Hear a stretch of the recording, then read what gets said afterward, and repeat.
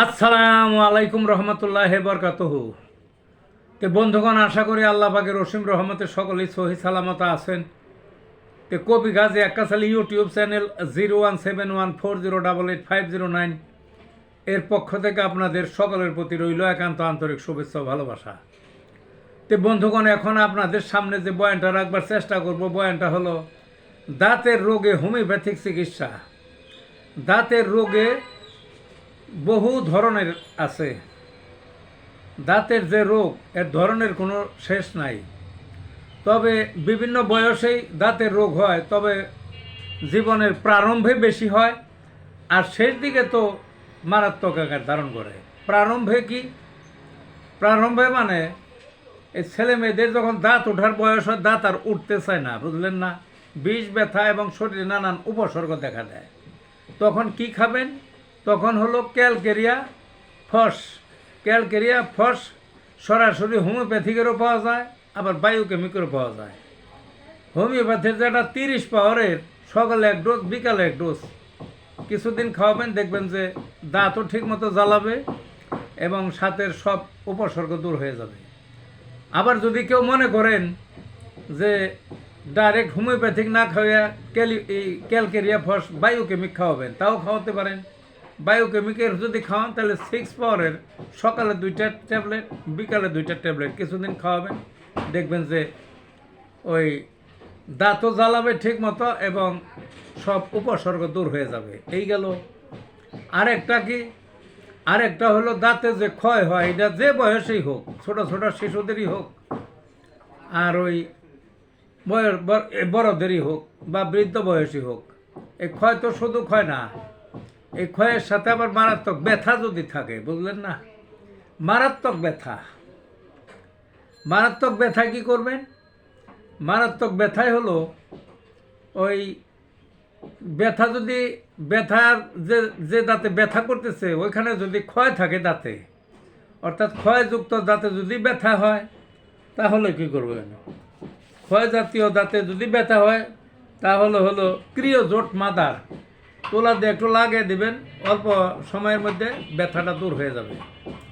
আর যদি ক্ষয় না হয়ে এমনিই ব্যথা ব্যারামের জন্যে, তাহলে প্ল্যানটাকে মেজর ওই করে দিবেন, ওই তুলার মধ্যে একটু দিয়ে দিবেন।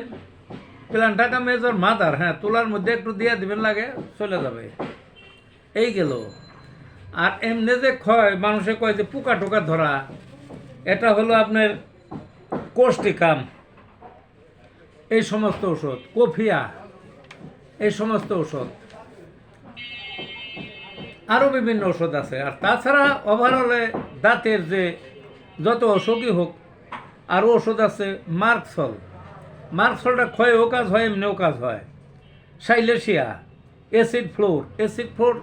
অ্যাসিড ফ্লোর দাঁতের ক্ষয়যুক্ত ব্যথা সাংঘাতিক একটা ওষুধ। এগুলো 200 পাওয়ারের করে খাওয়াবেন।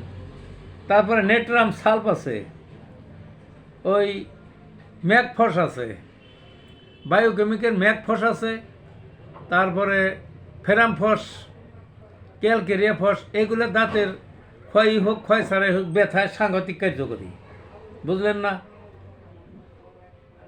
তারপরে ক্যালকেরিয়া ফ্লোরও খুব কাজ করে, ওই